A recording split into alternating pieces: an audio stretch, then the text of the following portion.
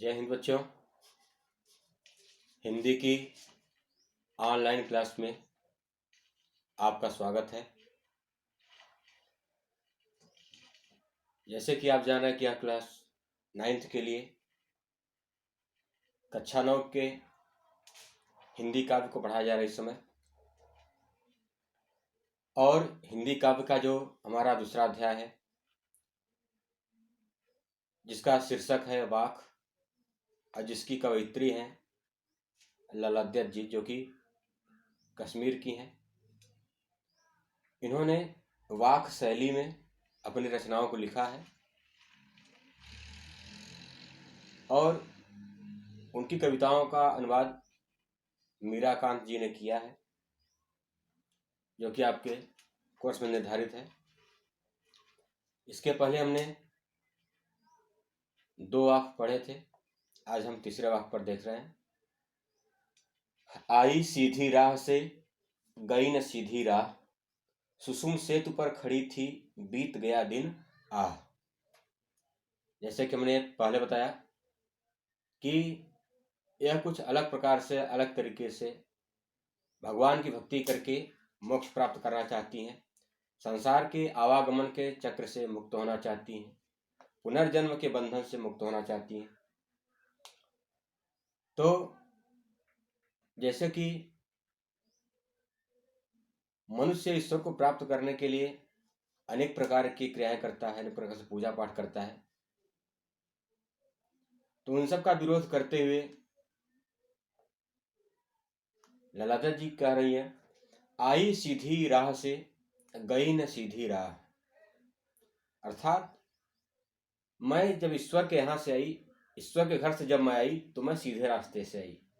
अर्थात हमको जन्म लेने के लिए बहुत प्रयास नहीं करना पड़ा, लेकिन अब हमको फिर वहीं वापस जाना है।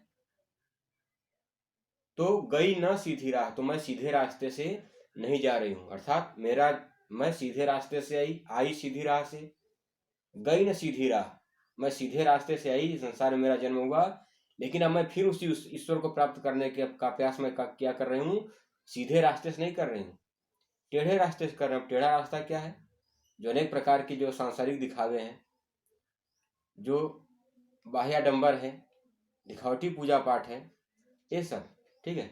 तो गई न सीधी राह, लेकिन मैं ईश्वर तक जाने के लिए मैंने सीधे रास्ते का प्रयोग नहीं किया। सुसुम सेतु पर खड़ी थी, ये योग विद्या है। उसमें है सुषुम्ना नाड़ी,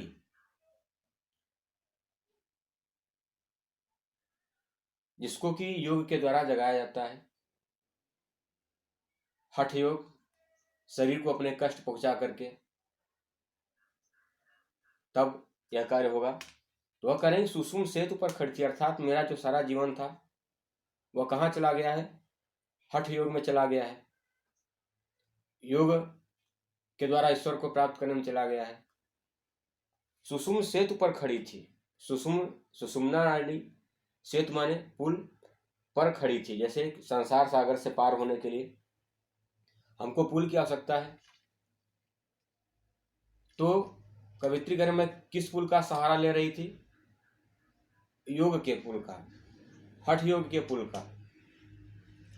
और उसी पुल पर खड़े खड़े सुसुम सेतु पर खड़ी थी। मैं संसार सागर से पार होने के लिए मैंने हठ योग को अपनाया, लेकिन उस हठ योग से मैं संसार सागर से पार नहीं हो पाई।